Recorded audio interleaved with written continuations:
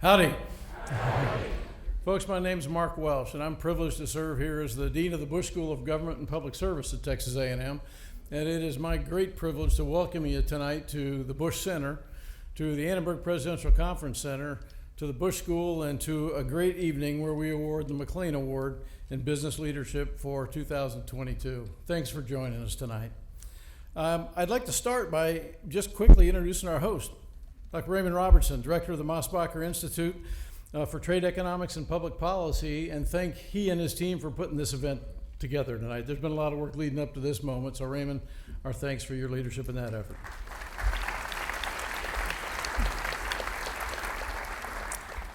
I'd also like to offer a special thanks to Mr. Drayton McLane Jr., Chairman of the McLane Group, for sponsoring this annual event where we have the privilege of recognizing and learning from business leaders. Drayton, thanks so much for everything you've done for the Bush School, for this event, for so many others around the state and the nation. It's a real privilege to have you here as always. Thank you, sir.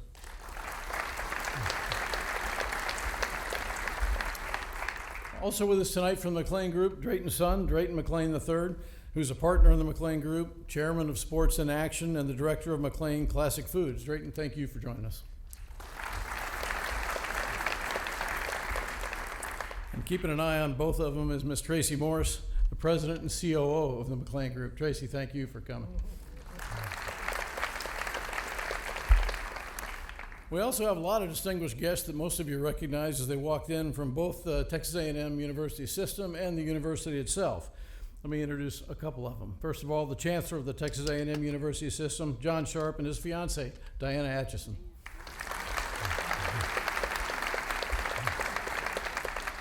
From the Texas A&M University System Board of Regents, we have Regent Randy Brooks and his wife Susan. Regent Elaine Mendoza, also recently named University Distinguished Graduate Elaine Mendoza, and her husband Larry Gay. Thank you for joining us, man. Regent Michael Plank and his wife Susan are with us as well. Thank you, sir, for coming. And Regent Jay Graham is with us tonight also. From Texas A&M University, our COO and Senior Vice President, Greg Hartman, is here tonight, representing President Banks and the team. Thank you, sir. The Interim Dean of the Mays Business School, Dr. Ricky Griffin, is here tonight. Ricky, thanks for taking the time. And our Associate Dean for International Programs and Infrastructure from the Texas A&M School of Architecture, Leslie Feigenbaum, is here tonight. Leslie, thank you, sir, for showing up. The man I call the leader of the freed world, the President and CEO of the world's greatest association of former students, Porter Garner and his wife Lisa are here tonight. The Emperor of the Aggie Mint is here, the President of the Texas A&M Foundation, Tyson Volkel.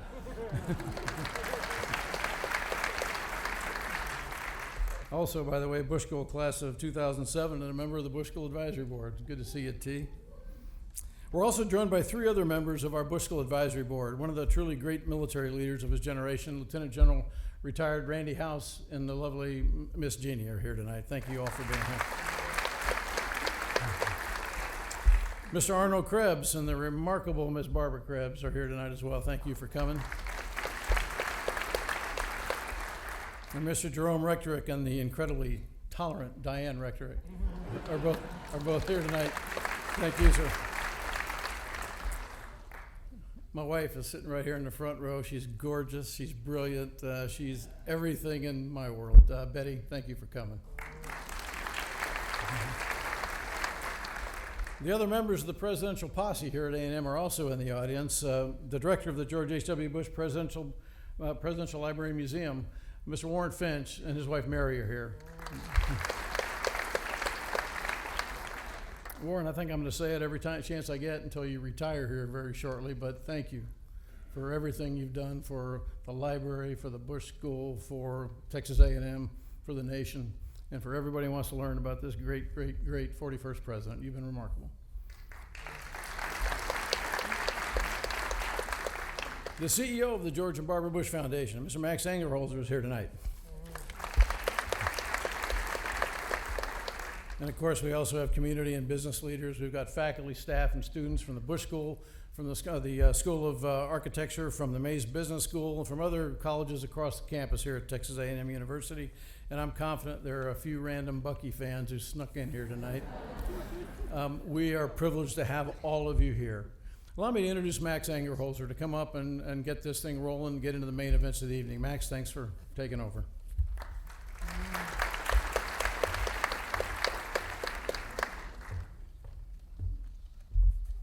Howdy. Howdy. Let's try that again. Howdy. Howdy. Beaver, was that good enough? Okay.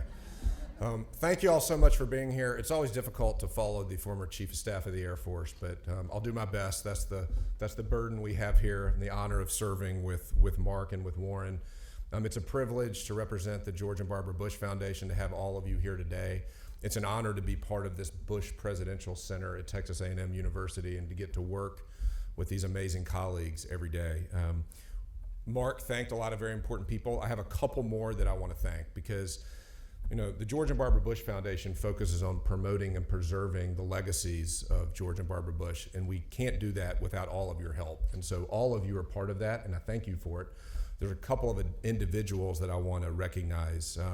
Part of the A&M group who have such an amazing partnership with everything we do here today. Also want to recognize Andy Acker, who's Vice President of Advancement for Texas A&M. Andy, thank you for all you do. Also want to thank former Chairman of the Board of Regents of Texas A&M, but also a member of our board here at the George and Barbara Bush Foundation, John White. John, thank you for all you do. And then I believe that Bruce Hamilton is here with us as well. He is the CEO of the Association of the Corps Cadets, and he's part of this amazing group that promotes Aggie land throughout Texas and around the world. So Bruce, thank you for all you do. Mark already acknowledged Raymond and his amazing team at the Mosbacher Institute, but I also want to acknowledge the Mosbacher family. Rob Mosbacher is watching us on the screen right now. He couldn't be with us here today, but Rob is a member of our board, works very closely with Raymond and Mark and Jennifer on all their events. And I know he's honored to be part of this program here.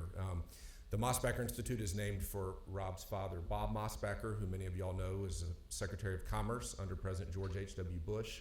And just like his father, Rob has done amazing in business, but also has given back and has served his country honorably. So Rob, I know you're not with us, but a big thank you to you and your family for all that you do.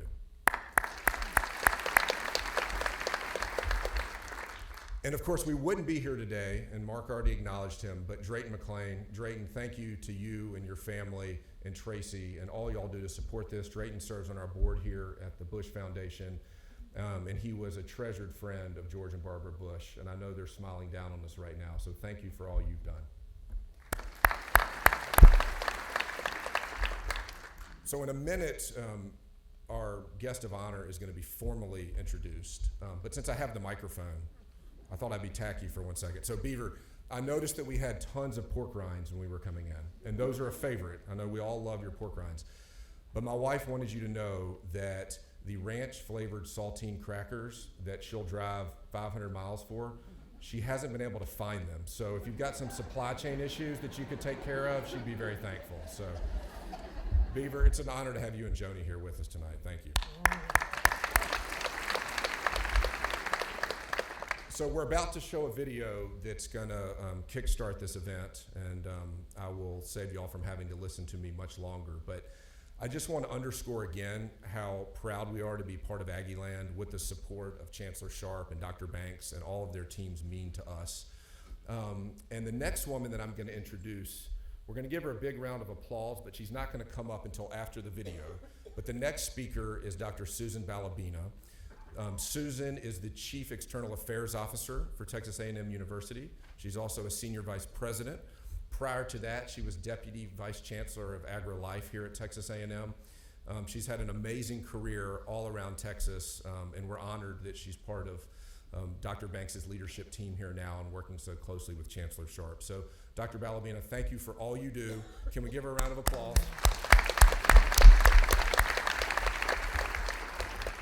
But I expect an even bigger round of applause when she comes up here after the video. So again, thank you all for being here. Thank you for all you do to support the Bush Presidential Center.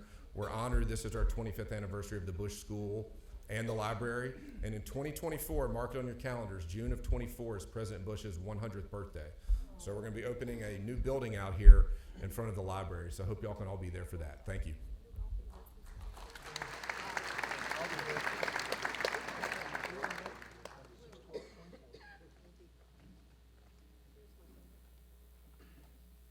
At the Bush School of Government and Public Service, we understand that business and public service go hand in hand, and that the responsibility for community enhancement falls on both local government and the private sector.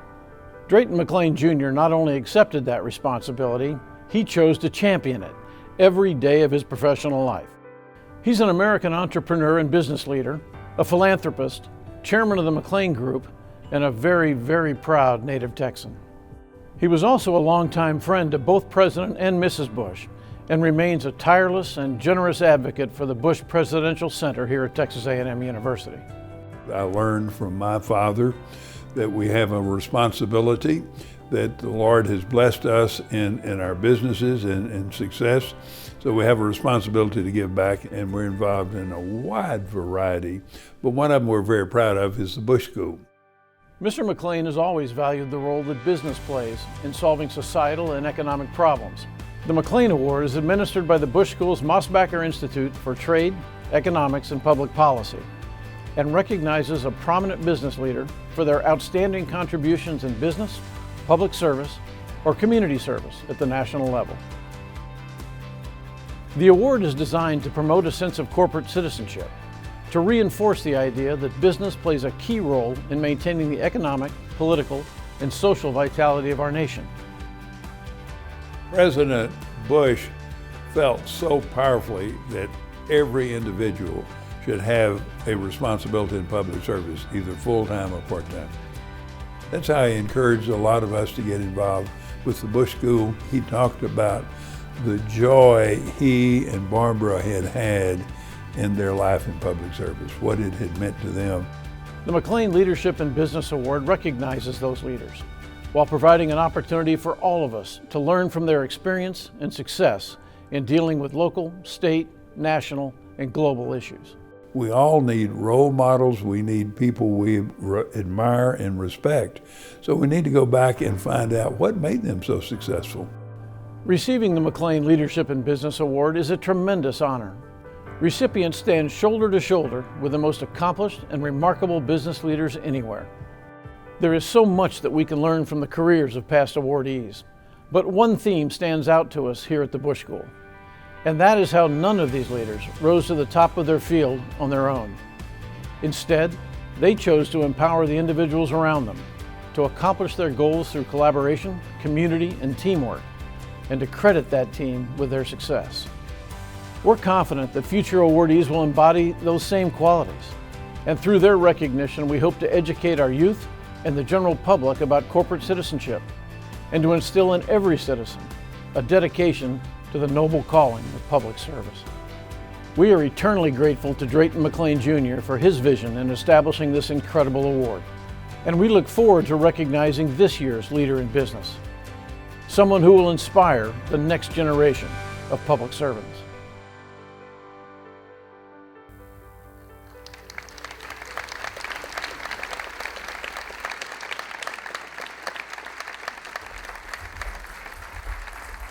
Howdy. Good play, Max. I think that applause was for the video, but I'm going to tell my husband it was for me. So, good job. What an honor for me to have some level of involvement in tonight's event. When I got asked if I would do the introductions, I said, well, of course, I would be honored to do the introductions. So let me get right to it and first introduce our moderator, who is Raymond Robertson. So Raymond Robertson is the director of the Mosbacher Institute for Trade, Economics, and Public Policy. He's a professor in the Department of International Affairs here at the Bush School. He's the holder of the Helen and Roy Rood Chair in Economics and Government and a senior research fellow at the Mission Foods Texas Mexico Center.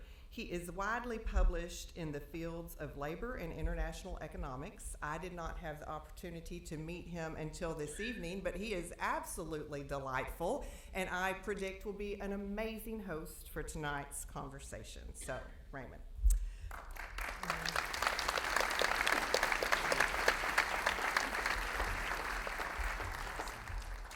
Now it is my pleasure to introduce the guest of honor, and the video that Mark narrated, I think, just serves as a reminder of why he's so perfect to be honored tonight. So let me share with you his formal bio and then a couple of my observations from working with him. So, Arch Beaver Aplin III, president of Lake Jackson-based Buc-ee stores, earned a Bachelor of Building Construction at Texas A&M in 1980.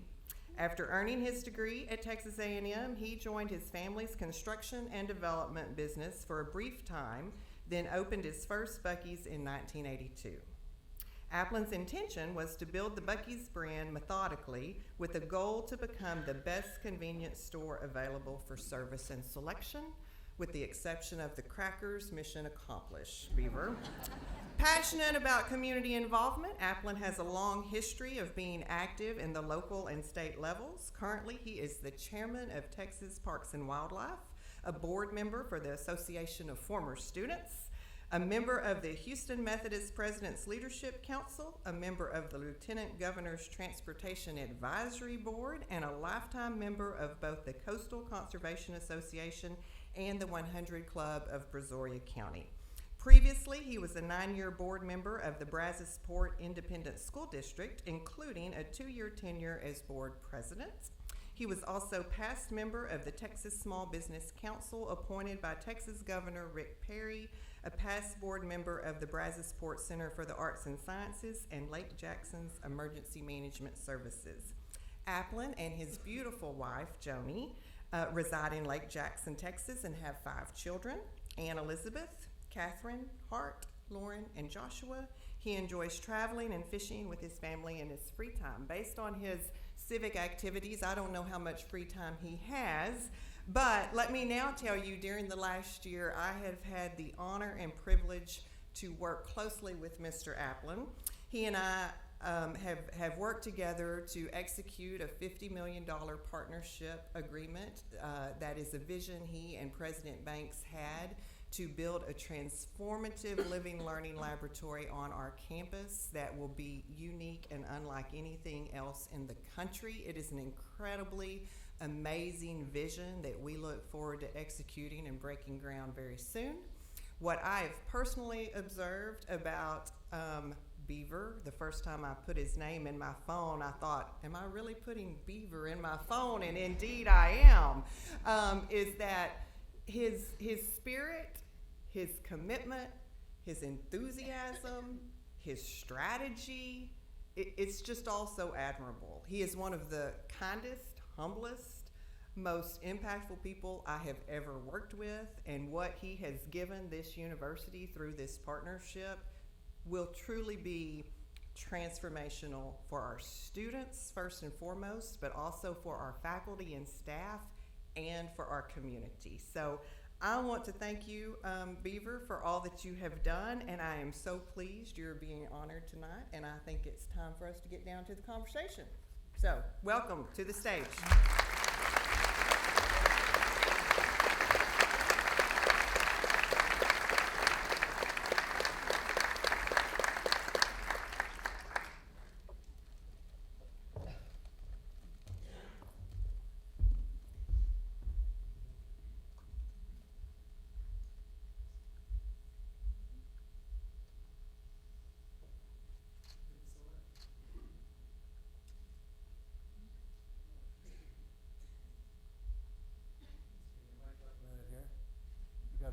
Sound for the folks online as well.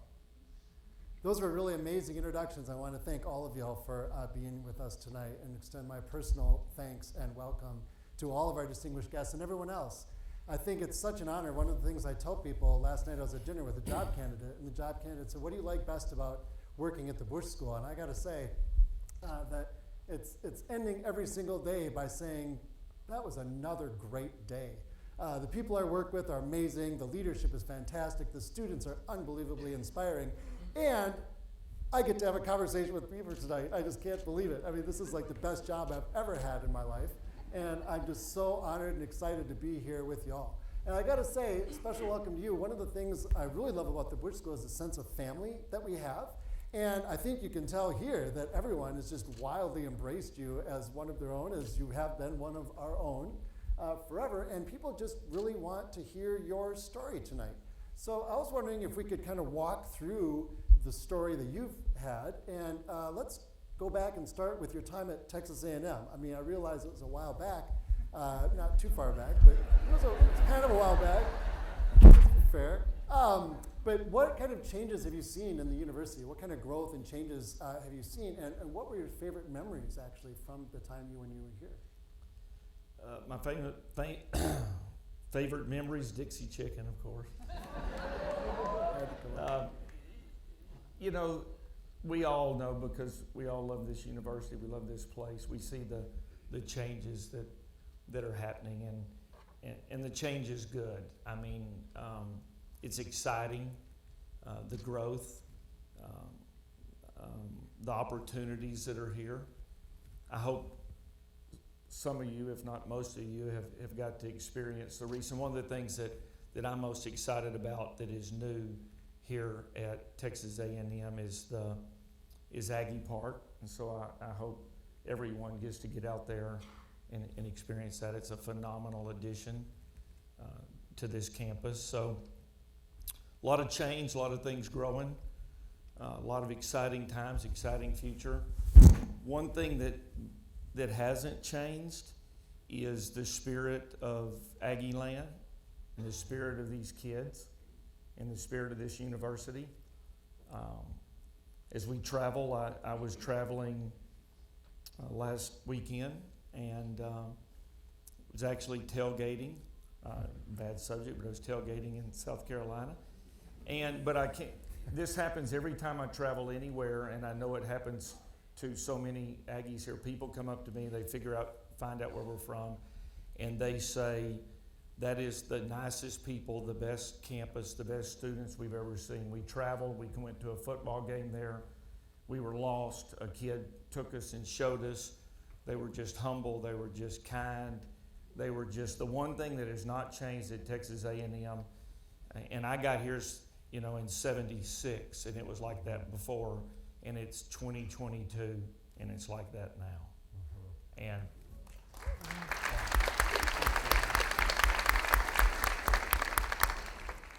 yeah, those values that we really promote here really stick with our students, and obviously they provide lifelong guidance.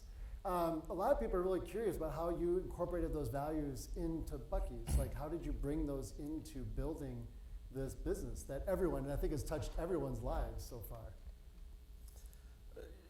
You know, it's hard to quantify what it is, the Aggie spirit, and how that settles in on so many young people. And just after a little while, it doesn't happen to all of them the first day, but after a little while, they just get it. And I don't know if we somehow secretly run them out on a rail if they don't, but they just do. And so, you know, the sense of pride, the sense of fellowship, the sense of just being kind to mankind, just it all flows hand in hand. In business, you know, I started young, very young, in starting my business, and just every step of the way, it sounds corny, but just try to do the right thing all day, every day. And that's the Aggie way. And so somewhere during my 4 years here, I picked that up. And now it's a real treat for me to be able to give back to the university and to come maybe speak to kids at you know, sometimes I'll come to the Mays Business School or what have you, might speak to students. It's one of my favorite things. I got to meet some students today prior to this. And so that's fun. And I know Drayton has this in spades, but it's fun to give back. It's fun, it's exciting, it's a stage in our life and my wife and my life that I'm really enjoying is, and we're still working hard in business, but it's a lot of fun to be involved in the community, to be involved in this university, and we're just getting started. Well, speaking of getting started and talking to students, I saw you really resonate with the students, and I'm sure when you talk to May students, and I saw when you talk to our students, people really want to know how you got started in Buc-ee's. Like, how did this all come about? When you left A&M, you started with your family's business, right? And they were in construction and development, but then how'd you get the idea to start a Buc-ee's? You know, so many things kind of in life. So let's get this straight. I didn't grow up knowing when I was 8 years old that I was going to be in the convenience store business. So many times life just happens. I ended up where I was because I didn't have a job. So when I graduated here, I had was in construction department, construction sciences under the College of Architecture, and I wanted to build high rises. And so I applied for a company called Spall Glass and got hired to do the job to be assistant project manager. And the first job that was going to be was right here building the first Zachary building on A&M campus. And I thought, how could anything be better? I'm going to have a job and a paycheck and still be living in College Station. So I was very, very excited, and so I put all of my eggs in that basket. I didn't look any further. And I learned a little bit about the bid concept because I was at the bid opening in Houston, and they opened all the envelopes. It was a sealed bid, and the company that was going to employ me didn't get the bid. And I didn't think of that.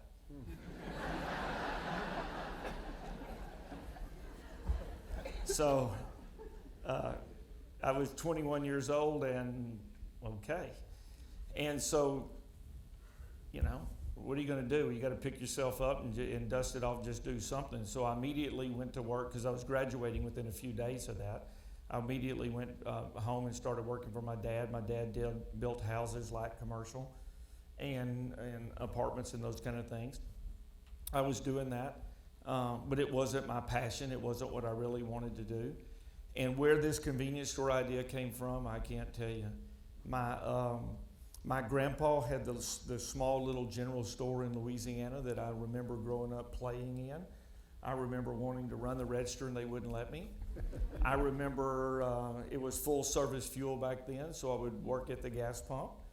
And somewhere in that, not having a job and the idea of the general store and being involved in it, I decided I was going to build a convenience store. I told my dad, I said, I got an idea I want to talk to you about. He said, what's that? I said, I'm going to build a convenience store. He said, you're going to do what? And so I just proceeded down that path and started designing. I designed the store myself, and I was an avid duck hunter. I loved to hunt, and I trained Labrador retrievers. I had a dog named Buc. So I decided I wanted to build a convenience store. My nickname's Beaver, and I had a dog named Buc. So I called it Buc-ee's, and I made the logo of Beaver, and here we are.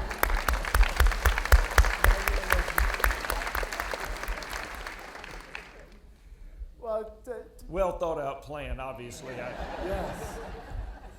Yes, but that inspiration, overcoming obstacles. Buc-ee's is very different from other stores. I think that's the thing that all of us have recognized and appreciated and loved. And how did you decide you're just going to go big, right? I mean, obviously this is Texas, but I mean, it's much bigger and different. Is there something that you saw, there was a need that you wanted to fill? Or? You know, it just evolved. I mean, the first store that I built was 3,000 square feet. A typical 7-Eleven of the day was 2,400 square feet. It was a little larger, had 2 gas pumps. The second store I built, I doubled it, went to 6,000 square feet and had 4 gas pumps. And the model, the design, I just kept tinkering with the design and changing things, and which was always difficult to get any traction because every time I would open a store, then I would experience it and then change it. So I was always in changing mode, so it was always hard to get any real traction, but it's probably good looking back. I needed to go slow then and kind of develop my business. So the model has evolved through all the years. In 2003, I had the idea, the concept to build what I now call a travel center, but to take the convenience store, the basic convenience, if you will, and mix it with food, substantial food. And of course, we're in Texas, so I chose to do barbecue. And then, Thank you for that, by the way. I'm sorry? Thank you for making barbecue available. We appreciate And that. I actually got thank yous from South Carolina last weekend. You know, I thought they would never love our barbecue. By the way, they love Texas brisket barbecue. So, you know, they idiots. So ours is better, and y'all all know that.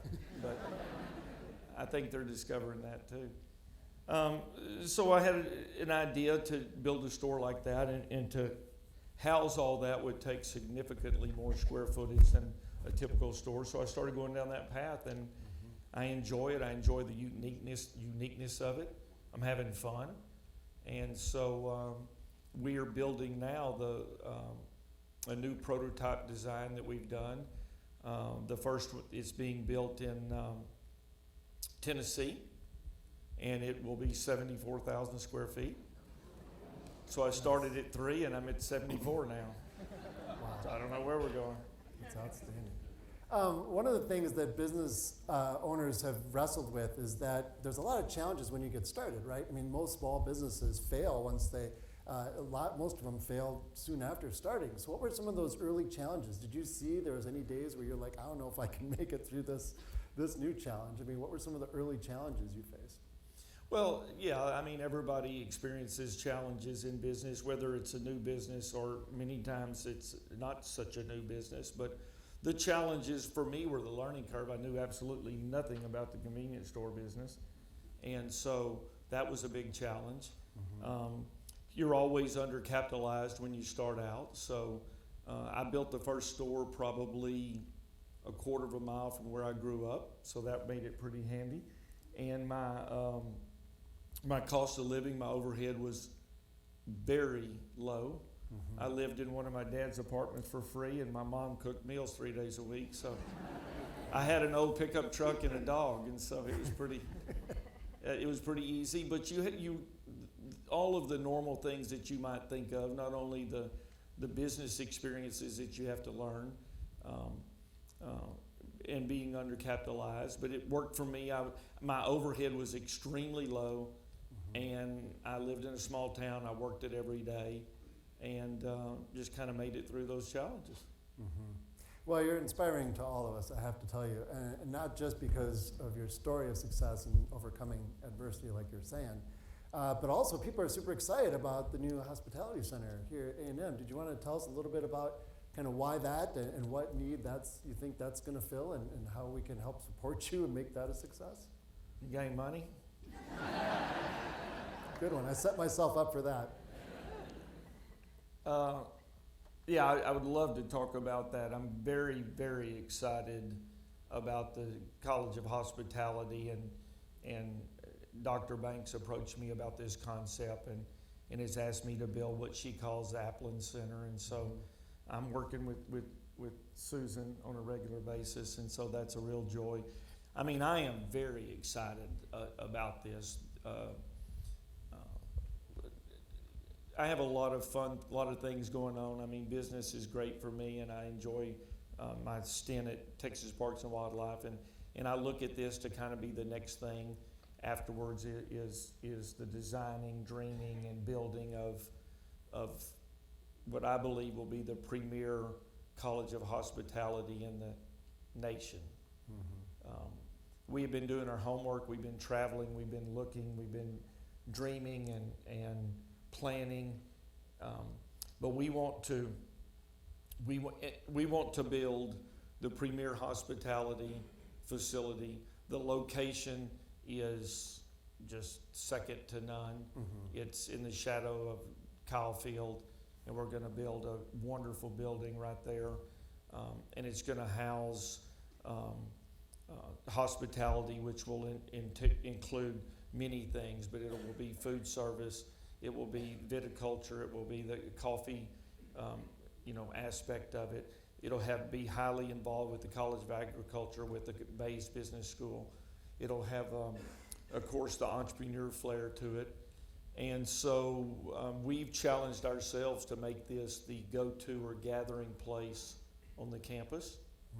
And anytime we can keep kids on the campus and we can have former students come back and stay on the campus, we think that's very exciting. One of the things that we believe would be so beneficial with Aggie Park was keeping people on campus.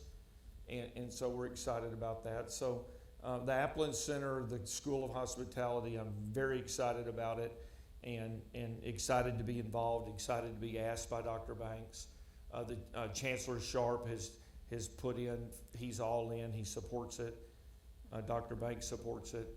Susan is working closely with me. So it's going to be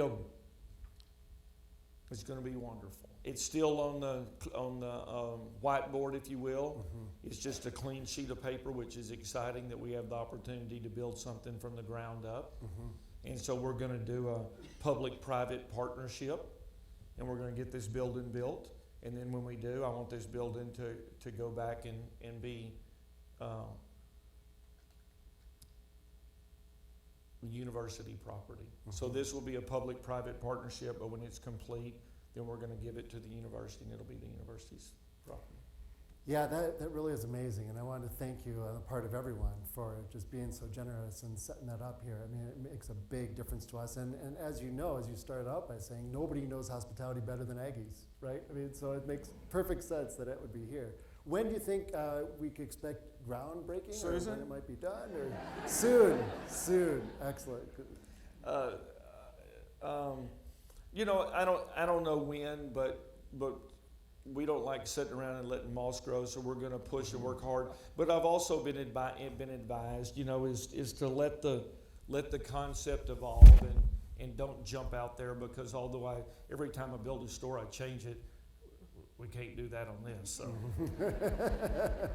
so we're taking our time to try to get it right and collaborate ideas, and so.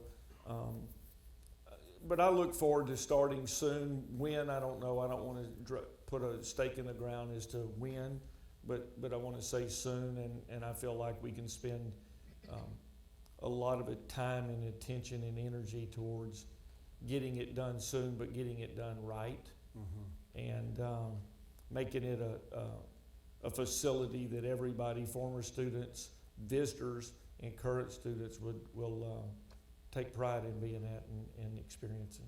Yeah, we are so excited about that. I wanted to thank everyone at A&M, especially for your generosity on that. That's going to be fantastic.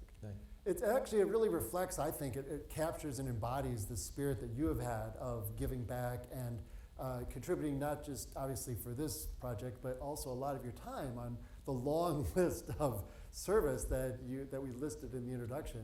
Can you tell us a little bit about your ethic of this public service and giving back and serving on some of these, and what have been some of your kind of favorite experiences while doing that?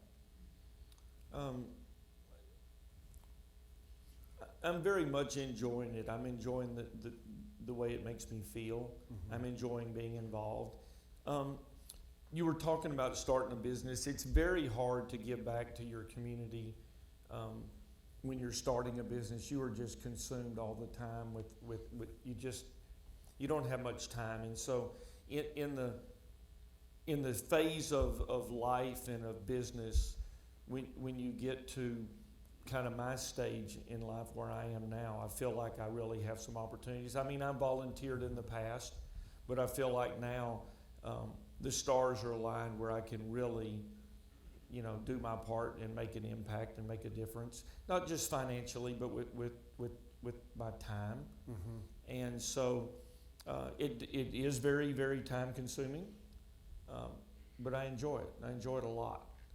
And so to get asked to come be a part at this level at Texas A&M University is very exciting to me. And of course, as Susan mentioned, you know, I work with the Association of Former Students and with Porter on a regular basis on that board, but this will be fun for me. These regents, he mentioned several regents that are here tonight and doing their part for this university and to maintain this culture And I'm just, I just feel driven or to serve. I don't know.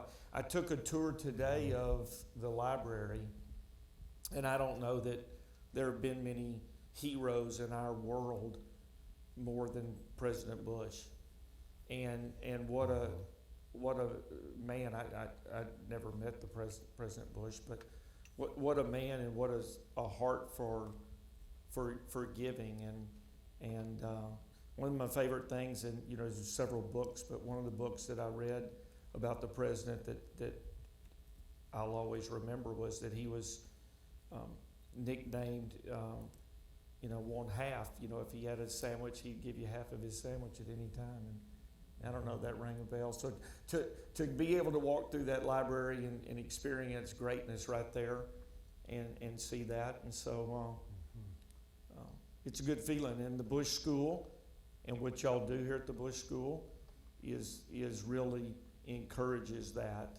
And there's a lot of people in this room that give quite a bit of their time and energies and money, but that's not the real thing, in my opinion. The real thing is your love and your commitment and your time. I've been blessed financially to be able to do that, and I've been blessed to have the time to be able to do it. So I'm enjoying it. Yeah, you definitely are really embodying the spirit of George H.W. Bush that he left for us. Well, thank you, but I don't know about that. Well, I definitely, otherwise we wouldn't have you here tonight, to be honest. If we didn't believe that, that's true. But not only like through your own personal time, right? You've given a lot in terms of your time, in terms of volunteering on lots of organizations and service throughout Texas. But Buc-ee's also provides opportunities for nonprofits to apply for support, right? I mean, how do you kind of sort through all of the different applications you get and kind of decide kind of what kind of efforts you want to support? That's very difficult because they're just everywhere you turn around. There are really significant needs and opportunities to participate in helping. And it runs the gamut. And it just really does. And it becomes a challenge to figure out where to place those resources or opportunities to be able to give. And it becomes a challenge that I don't want everything to be just my view or my idea. And so it's not easy. One of the ways that I've found some comfort or settled in some of that is to go into a community and decide that we will donate to that community. And I like to do it on a regular, consistent, annual basis so they almost can kind of start budgeting and know what they can expect. But then let the leadership of that community decide what that community needs the most. Because our business model is building facilities and operating in a town and employing that base. And so we're spread kind of everywhere. And it's hard to know what is needed in all aspects, in all locations, in all places. So one of the ways I go about that is let the community make the donation, but then let the community decide where it goes and what's fair. And then they have their whole process every year that they meet and kind of arm wrestle, if you will, over the funds. And then whatever it goes to, maybe it's to build a new softball park this year. Well, then next year maybe it'll be something else. So that's one of the ways I found a solution for us to give in the local communities and let the local people decide. Almost like local government or local policies, the same concept. Yeah, I know that in development economics, which is one of my fields, that's one of the trends that we see is that letting local people have control over their resources and development projects is a big deal. So I'm really glad to see that you're doing the same kind of thing and making it work. I mean, I think that's definitely really admirable. We had a lot of questions online, and we are at a public policy school. You've actually managed to answer most of the questions that were online, but there has been a lot of interest in energy policy because obviously you're very related to energy in particular. And so people were kind of wondering about some of your thoughts maybe on energy policy in particular, A couple people had asked about electric vehicles and kind of how you see incorporating electric vehicles or not into the Buc-ee stations, or if there's, what kind of potential do you see there? Well, you know, energy and the energy policy, you know, we just follow along with the reality of what is created by the energy policy. And so we are, you know, obviously in the fuel business, in the hydrocarbon gasoline business. And so that can be a challenge, especially recently with some of the spikes in the prices, but we just have to go along with it. I mean, we have zero control over that, so we just adapt and react and just keep doing our thing. Whether gas is $2 or $5, I mean, we just still have to keep doing our thing, although it makes it difficult on the traveler, and difficult on us as well, but it's just, we have no option except just go along. On the electric, you know, I don't know. I mean, I watch that, see what's going on. I read about it a lot. What we're doing to prepare for that is, right now hasn't even scratched the surface of the cars on the highway. So there's very, very, very little demand out there. But we are installing electric charging stations, and we are preparing for that to grow in the form of, when we put in infrastructure, it's not there now. So if I put in 120 gas pumps, you know, we need 2 electric charging stations, and they're not even busy. And so, but someday one would think that likely could shift, and I don't know when. I have no idea. So all we're doing is just kind of thinking when it does shift, our sites, because of the size of them, seem to be a logical place for the EV charger to want to shop and charge their vehicles. So we're putting in the infrastructure underground, if you will, the conduit type things, and we're actually installing EVs at all the travel centers. So we're getting in the business, and we'll just see where this goes. But it appears like it possibly could gain traction. That's great. There are a lot of other, like I said, we had several questions online and on cards. I will tell you the most frequent question that we got is, when are you going to build a Buc-ee's in my neighborhood? And there were several different neighborhoods suggested. You know what I'm saying? So, kind of, do you want to give us some hints about plans for expansion? You said you're building this new one, which is going to be very large. And then, are you expanding throughout Texas still? Are you going to take over the world with our Bush School International Affairs students? I mean, what do you see for the future? Well, I met some of your international students, and I told them that, you know, maybe we'll meet up sometime in another country. Maybe I'll get to build a Buc-ee's out of the U.S. one day, but I'm just playing. I have no plans for that. But right now, I mean, we're enjoying what we do. We're in Texas so long. We went to, I felt like the Southeast would be a good area for our model. The first store we opened was on I-10 in Alabama, and it was very well received. And so now we're building more stores out of state than in. That's just a factor of, we don't have any in most of the out-of-state states, and we do in Texas. I mean, Texas is still the best place I know to do business by a long shot. But we are building out of state and having success, and also finding that it's nice to work with those out of states. I mean, they're very welcoming, but we're building in Tennessee and South Carolina and Georgia and Kentucky, and have a store under construction in Colorado, which is not the Southeast, but so they seem to be doing fine, even with our Texas barbecue, in spite of the fact that, you know, everybody has an opinion in the Southeast about their barbecue and their sauce and their pork and their this and their that. And I really labored over that for a lot. I said, well, every time I would go to all these different towns, and I knew I wanted to build a store, and I'd go to all the barbecue places and I'd taste them. What am I going to do? And then the next town, you know, they almost Hatfield McCoy over barbecue up there, you know. And so finally I just said, we're just going to take Texas brisket, and it's going to I don't know. It's going to work or it's not. And it worked. They love it. I mean, as a matter of fact, our out-of-state stores do as good or better on the barbecue, on the food, than the in-state, than Texas store. Wow. Wow. Well, I know your reach is really far. I have family all over the country, including even as far away as Minnesota. And I'll tell you, and this is the honest truth. I like the way you say Minnesota. Minnesota. But they all wear Buc-ee's gear. I'm telling you, that's the truth. I got everybody that up there is wearing Buc-ee's gear. So just so you know, you're already making inroads in the north. So you might want to think about it. In Minnesota. All the way as far up.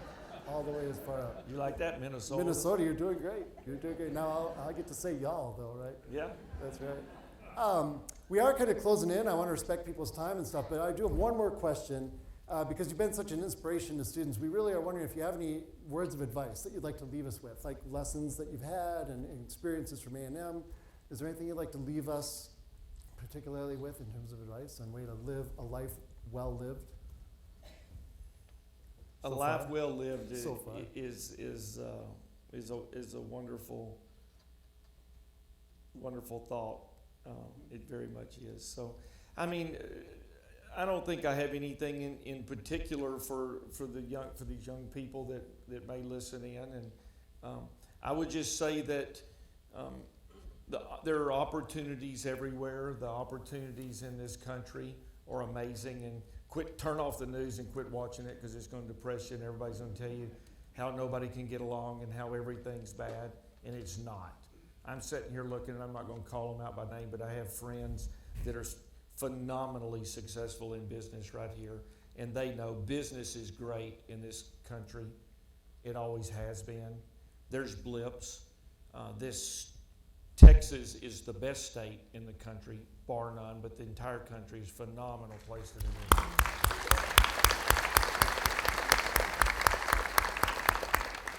And get out there and roll up your sleeves and do something.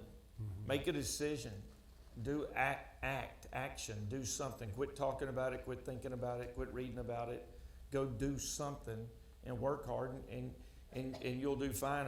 People ask me all the time that work for us. You know, they'll say, what do you see? What do you think? What are we going to do? And you have all these, all I tell them every time is exceed your customers' expectations. Period. In the store. I don't care what business you're in. You're in manufacturing, you're in medical, you're in retail, you're in wholesale. Mr. McLane, what he did with, he was in a business that wasn't new. People have been distributing products and goods since forever. He just was the best at it. And created the McLane Company, and we all know where that went, and there he's sitting. And I'm just in the convenience store business. There's just lots of opportunities, so I guess my advice would be, if you're passionate and you want to do it, get out there and do it. Entrepreneurship is not for everybody, and for the people that don't want that, that's fine too. There's wonderful places in the other aspect as well. For me, I was always drawn to that, but everyone isn't always drawn to that. But we're at a phenomenal time right now, and the opportunities are abound in this country. I've got to tell you, I didn't think it was possible, but you've definitely exceeded my expectations tonight, and I think exceeded everyone else's. So please join me in thanking Mr. Aplin.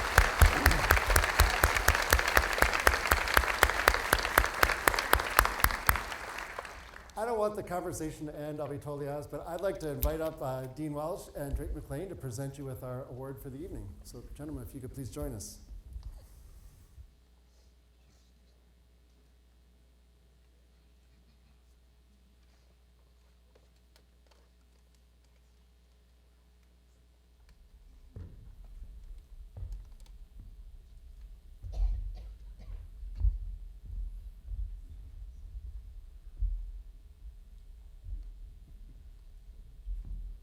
Beaver, it has been a pleasure knowing you and you, the had the pleasure in over 50 years being in distribution, particularly in the food business. I've met some terrific, creative, highly successful leaders, but Beaver is one of those that's at the very, very top. He has excelled in such a creative way. To create the Buc-ee's as it is today, to have people talking about it all over the United States is unusual. You don't need an advertising agency. You are. But the creativity and the daring, I think that was what you were talking about. Free enterprise is one of the key parts of the success of America. People can get out and they can create great value. You have done that in great ways, and so we certainly appreciate that. But one of the other things, I've known him for a good long time, is his integrity, his values, and he tries to inspire people in that. They love the creativity, but they love the example that he sets in his business. So it's an honor that you have received this award. Thank you.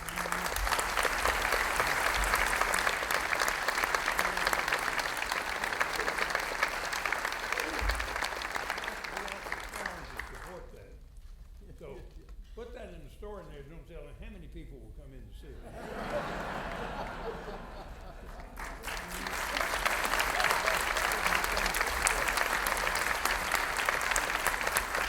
Always want to do this.